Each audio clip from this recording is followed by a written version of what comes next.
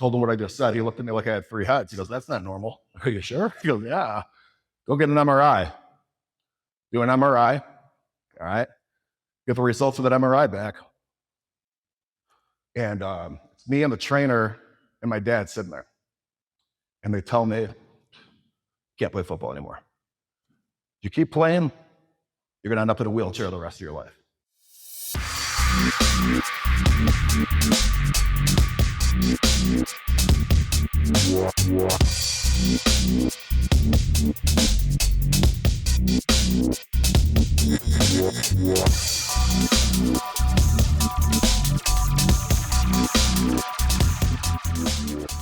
All right, today's episode of 2000% Raise is going to be a little bit different, actually a lot different than anything we've done in the past.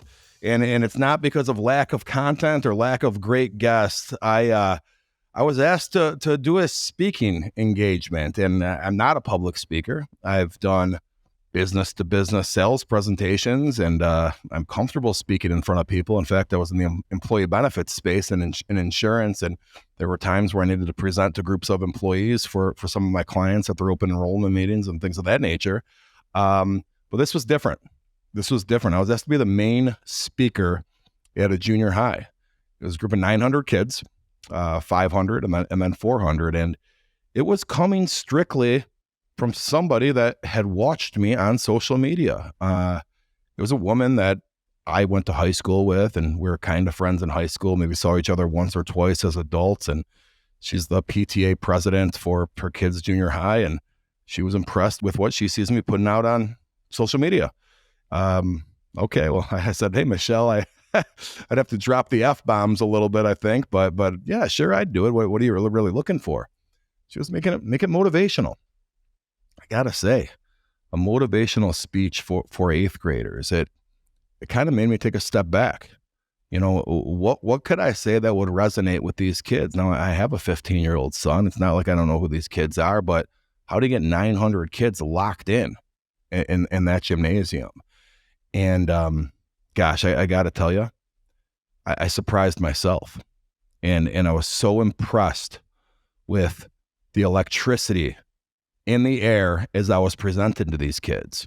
They were feeling my story, and I said, "You know what? I'm going to make a podcast out of this, and it's going to be, if the footage sounds a little bit, the audio sounds a little bit off, it's because it's live." It was through my cordless mic at a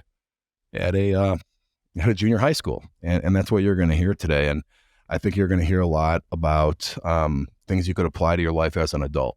And it really also got me thinking too. It's like, when do we cross that line? You want to be motivational to kids, but realistically, you want to be realistic as adults. You'll hear I mention Aaron Rodgers and Tyreek Hill in this thing. And I mentioned that I met both of them, and I'm business partners with Aaron. And why do I bring this up? I wasn't trying to flex in front of the kids, but I was trying to get their damn attention, make sure these kids are paying attention to me. And, you know, I guess Tyreek plays frickin' Minecraft or Call of Duty or one of those games, or Fortnite.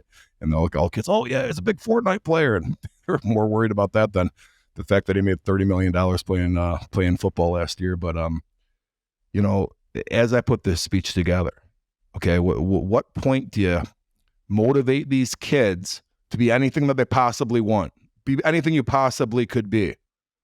Understanding that not every kid in that room is going to be an astronaut. Not every kid in that room is going to be in the NFL. Probably none of them are going to be either of those.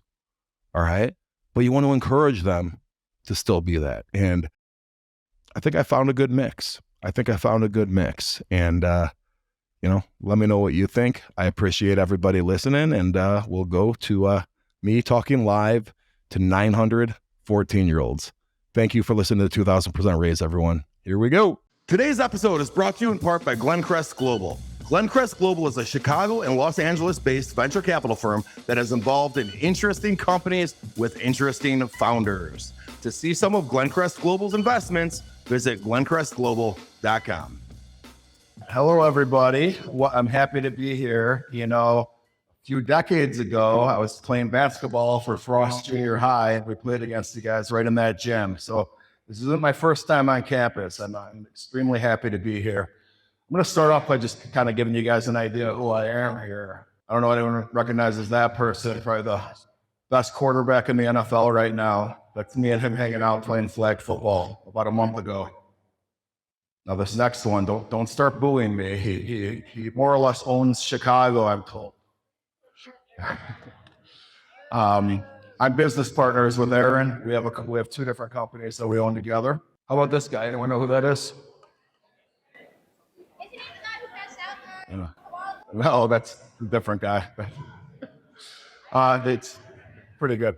That's Hamlin. Good question. This is Tyreek Hill. Here's what's interesting about this picture with Tyreek Hill. Okay, he's 28 years old. He made $32 million last year. He's the highest paid guy in the NFL that's not a quarterback. All right? You know why he was meeting with me that day? To ask me my opinion on this gaming platform he's building. The guy's making $30 million in the NFL right now, and he wants to talk to me about what he's going to be doing after football. I'm like, whoa, okay. What, you made $30 million last year? You don't have to go live on a beach after football. It's like, nah, man, I want to make $1 billion. He's trying to elevate himself. So why am I in these rooms with these guys? All right, here's a kind of a funny one here. I'm also on this TV show, little shameless plug. Below deck, the TV show. You guys probably don't watch it. Maybe your parents do that. You know, why am I in the rooms with these people? I'm in it because I'm a venture capitalist. And I didn't just want to wake up one day and say, hey, I get to be a venture capitalist today. Anyone that's familiar with the TV show Shark Tank? Okay. About the five of them sit in their chairs, and then people come in, pitching them their ideas, asking them for their money. What do those five people have in common? Boom, they're rich. All right, I don't know about you guys, but I grew up in Schaumburg. I do know about you guys. You grew up right here. Anyone would just wake up and, oh, hey, I'm a multimillionaire today. You know, not too many of us get to do that. I was one of them that did not. There's other kids that get to do it. Kids I went to college with at Notre Dame, they maybe grew up in Beverly Hills and their families had generational wealth. Mine didn't, okay? So to be one of those sharks on Shark Tank with Mark Cuban and Lori Greiner and all of them, they had to earn their way up there too. They didn't just wake up one day and decide that they're rich. They worked their rear ends off for it, okay? So people will ask me, John, you know, what did you learn in football as an athlete that you're able to translate today to the business world? People say, well, showing up on time, learning teamwork, and being prompt, paying attention to detail. Yeah, and all that's true. But what I learned by playing football was I learned how to compete. I learned how to be courageous, like that sign says. Am I going to put my tail between my legs and fold, or am I going to accept the challenge? Now, when I was at Schaumburg High School, I was bigger than everybody. I was stronger than everybody, all right? I didn't really have to compete that hard. Shoot, I'm playing Conant High School and Elk Grove High School and Fremd High School. I'm twice the size of all the guys I'm going against. This is easy. But then I got a full scholarship to the University of Notre Dame. I was an All-American in high school. And now I'm playing against guys that are talented, like me, more talented, guys like the guys in the pictures I just showed you. Now what are you going to do, John? Are you just happy to be here? Is Tyreek just happy to be here because he's making this kind of money? Am I just happy to be a freshman at Notre Dame? Or am I going to learn to do more there once I get there? Because I walked onto that practice field, guys, that first day. I was 18 years old. I didn't even know the playbook. The coach looks at me and goes, get in there, Cerasani. Coach, I don't even know the playbook. And these guys are as big as me. They're as strong as me. And a year ago, I was blocking the defensive tackle at Fremd High School, and that guy right there that you want me to block is an All-American that's going to the NFL next year. Slow down, coach. That was what's going through my head. But you know what? I accepted the challenge. I got out there, and I got my rear end kicked. Got my rear end kicked a few times. And then they say, hey, okay, now you got to go to class with the rest of the students. Well, the rest of the students weren't football players. The rest of the students were there because they were valedictorians at their high school. I wasn't a valedictorian in my high school. I wasn't some genius. All the other Notre Dame kids are like in AP science and math and everything their whole, since your age. I wasn't that. I was a B student, B's and C's. I got into Notre Dame because I was good at football, but now you want me to go compete in the classroom with kids that are smarter than me? And then after class, you want me to go practice football with guys that are bigger than me? What the heck is this? All problems I never had to face. How am I going to respond to it? Well, I worked my butt off. I got a tutor. I stayed after class. I visited the teacher's assistant during office hours, and I became a B student at Notre Dame. And also, I worked my way up on the football team too. My sophomore year, during the spring, they announced John Cerasani as the starting tight end. It was spring football for the following season in the fall. I made it. My parents are proud of me. I remember calling my parents up, telling them they named me as a starter.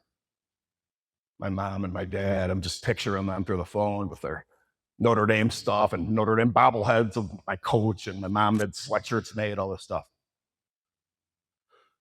Well, then what happens next? Stupid decision made by me.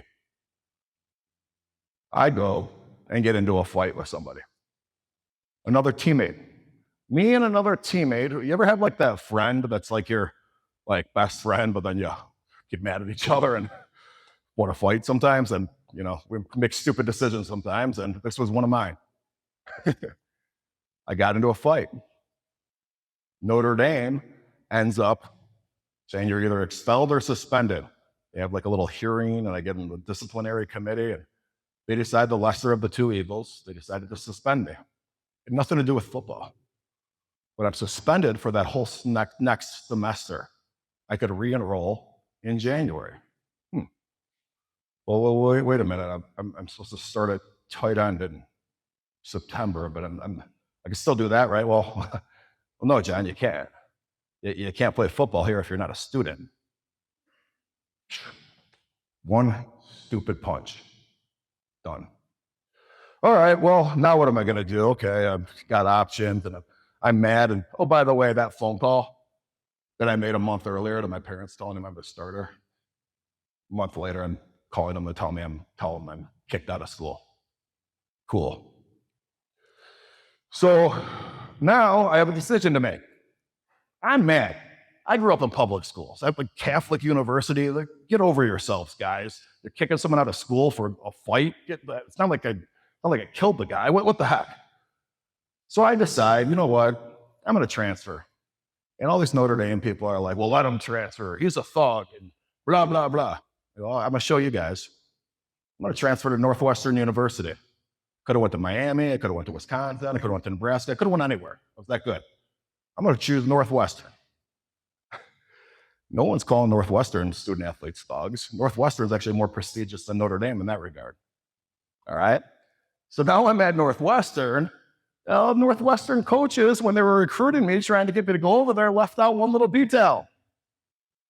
That they have a starting tight end of the same position I play.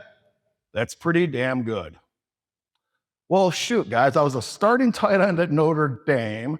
I had Miami, Ohio State, all the big schools telling me I'm going to come there as the starter. I choose Northwestern, all right? Really because it's of the things I said earlier, but also because it's closer to home.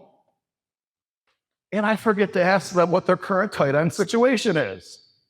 I just assumed if I could start at these other schools, obviously I got started at Northwestern. Well, I get there. They got someone that's pretty good. So I'm like, okay, now what do I do? Call my parents up. I'm like, call Dad, call UCLA. I'm getting out of here. This is BS. They lied to me. They duped me. But I stopped to think about it. Did they really dupe me? They want to be the best team they possibly can. Why the heck would they talk me out of going there because there's another good guy at that position? They want me to come to that school so I could compete with him, so I can make him better. He can make me better, and so on. And we're doing just that. We're going head to head. This guy ends up getting drafted. He played for the Arizona Cardinals a couple years later. We're going head to head. This guy's pretty damn good. They were right. 2 weeks before our first game, I'm running a route in practice. What the heck was that? My foot breaks. Got to sit out this season, son. Well, that sucks. So I had to sit out that whole season. So now I went from being a starting tight end. So actually, when I transferred back then, they made me sit out a year when I transferred. So now this is the year after that. I'm still waiting to get on the damn field. And now I got a broken foot. Great. And me and that guy were in a fierce competition. He was good. I'm not going to say I was better than him. He was good. I will say I'm better than him. I was better than him. I would have been. But now I'm behind because I have to sit out that whole year. So fast forward to the next year. It's my last year. Well, guess what, guys? He's got another year under his belt. I have a damn injury. I feel like an old man. I'm only 22 years old, and I feel like I'm like 80 at this point. And it's like, okay, well, he's better than me. I get it, but I'm still going to be the best that I could be. So I go from being a starting tight end to getting rotations, hoping for snaps at Northwestern. How did this happen? Well, I compete. I show up every day for practice. I try to make him better. Coaches rotate me in when it makes sense. I'm getting playing time. I'm just not a starter. Well, our starting fullback gets hurt in the third game of the year. The coach decides Cerasani needs to be on the field more. John, we're going to move you to fullback. I never played fullback my whole life. All right? Similar kind of to tight end, but not really. John, you're playing fullback. It's Saturday. You have 5 days to prepare. And by the way, we're playing Purdue University. Purdue University that year was hoping to be national champions. They had a little quarterback on their team by the name of Drew Brees, if you ever heard that name. So here we are. It's on national TV, the ESPN game of the week. I'm going against Drew Brees at Purdue University. They're supposed to kick our rear ends. Okay? I never played fullback in my life. I'm playing against the Purdue linebacker that's probably been playing linebacker since he was 8 years old. All right? Purdue was supposed to kill us. End of the first half, they're up 10-7. The coach calls my number. It's a fake handoff to the running back. I'm pretending like I'm going to lead block, pretend like I'm going to block that linebacker that's been butting heads with me all day. And I just let him run past me. And then I go to the corner of the end zone. Touchdown. John Cerasani. ESPN, national TV. My parents are watching it at home. It was awesome.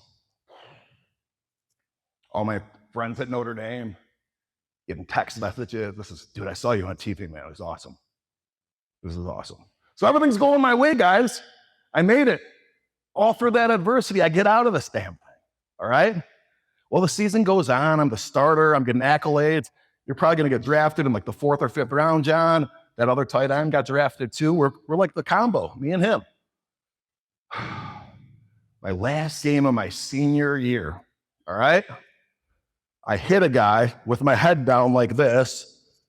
Anyone that plays football, never drop your head. Rule number 1. But I'm 6'5". These linebackers I'm going against are 6'1", and they're better at it than me. We have to run into each other. Whoever's lower to the ground in football wins because you got to get leverage and get underneath each other. So I knew this guy was good at the University of Illinois. I knew he was great, actually. So I start trying to get lower than him, and I'm literally running like this with my head down. Whoa, what just happened? After the play, if you touched my shoulder here, I felt it in my calf. Touch me here, I don't feel any touch, and then I feel it in my ankle and calf. I'm quite certain nobody in this room has experienced this. I get through the game. It's the last game of the year. Just be done with it, whatever. I don't say anything.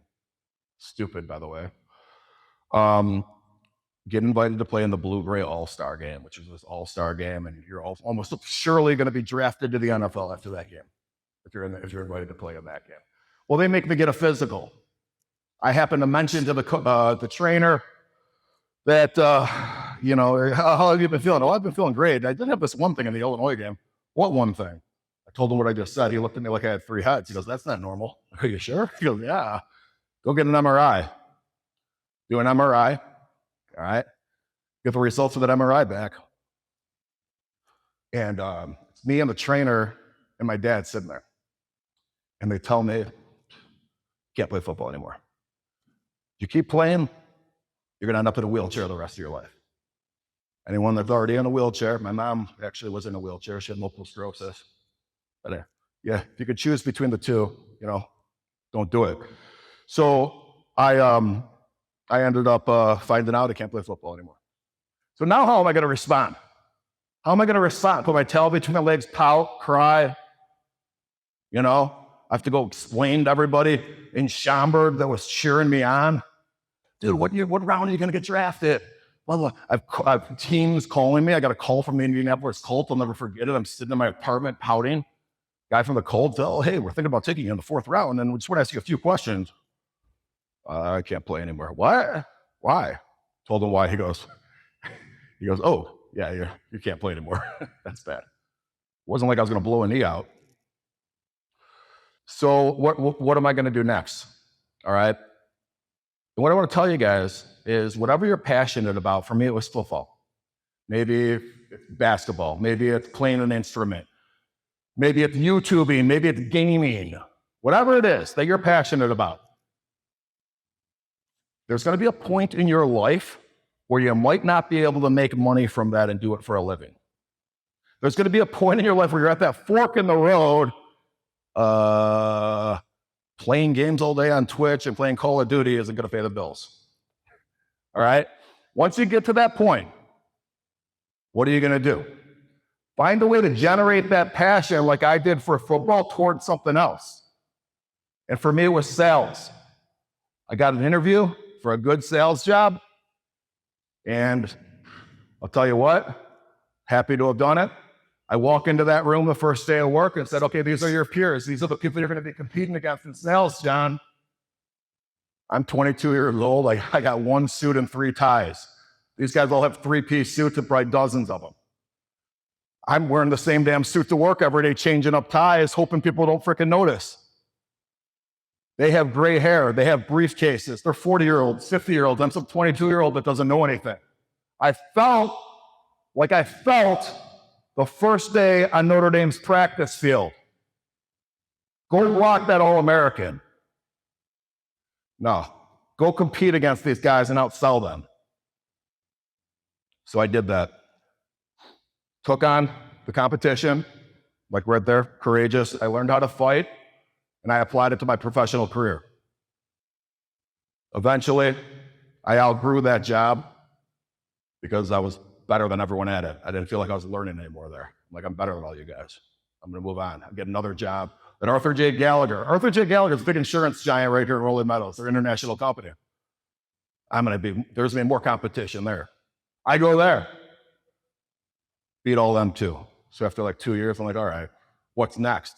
Gallagher is as big as it gets. For me, what was next was leaving, working for someone altogether.